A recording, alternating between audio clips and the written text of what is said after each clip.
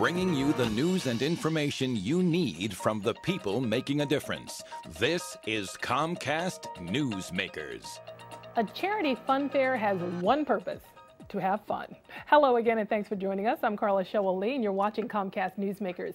In the studio with me this hour is Ken Wright, host of the Swarthmore Charity Fun Fair. And today we're talking about their 7th annual fair coming up on April 20th. Thanks for joining us today, Ken. Nice to see you. I'm very familiar with Swarthmore area. My mother grew up there. Really? Yeah, it's a little tiny town. I used to get my hair done there when I was a little girl, too. Really? Yeah. Mm-hmm. Oh, my heavens. Right. You know our town. I didn't even think you'd knew it. Yeah, and this is one of the biggest events in that area, isn't it? It is. It's the biggest event in Swarthmore by far. Yeah. We have more people come to this fun fair than live in the town. So. Really? Yeah.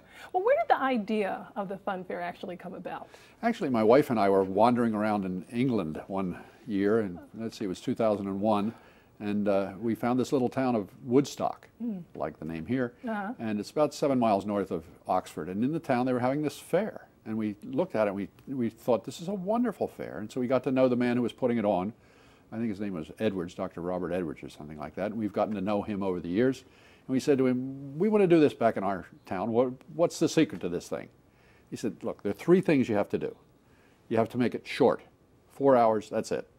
You have to make it crowded. Don't do it in a field. He said, we did that, it was a mistake. Do it in the town. So you got to shut down the town. So that's why we do it on Sunday, obviously. And you have to make it loud.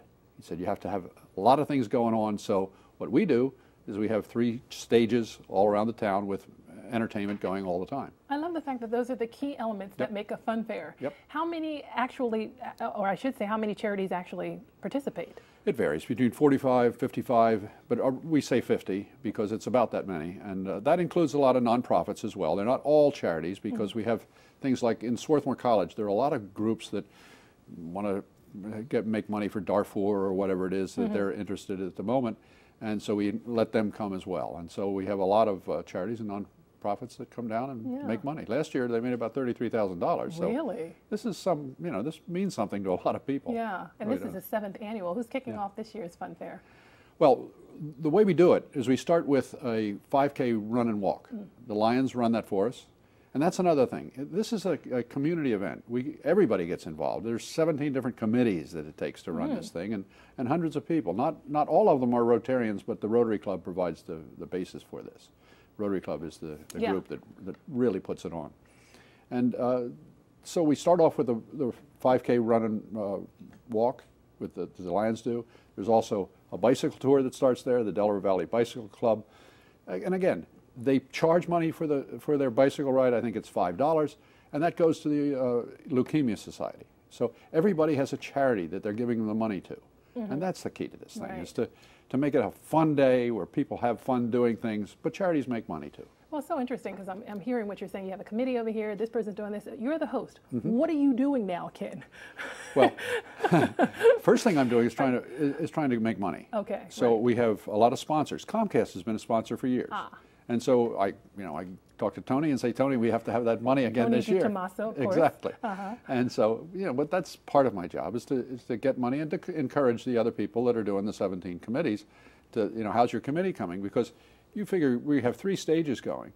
Well, Marty Spiegel's got to do a lot of backyard work to get people to come and be on a stage and give their time and talents free. I was being smart when I said that. You don't get a chance to sit back and relax. This is a busy time. Yeah, I was going to say. This is a busy time. But it's a fun time because, you have all these people that do the work. And that's the key to this thing, Carla, is to have 50 different groups that care about our fun fair. And so they want to put on something where they make money. So they think of new ways to a pie in the face of the mayor or something that's going to make them money. And they think of fun things. Yeah. April the 20th? April 20 from 1 to 5, yeah. If someone wants to participate, how do they go about doing that real quickly? Well, you'll put up on the website, our website up, and that's the way they do it. They come to us through the website. If they're a charity and they want to come in, you'll see when you go to the website, there's a charity place. Just click on that, click on a form, and they're in. You know what, Ken? Sounds like it's fun. It is. Okay. It's a great deal of fun. This hour's Newsmaker has been Ken Wright. I'm Carla Showell-Lee with Camcast Newsmakers. Thanks for watching.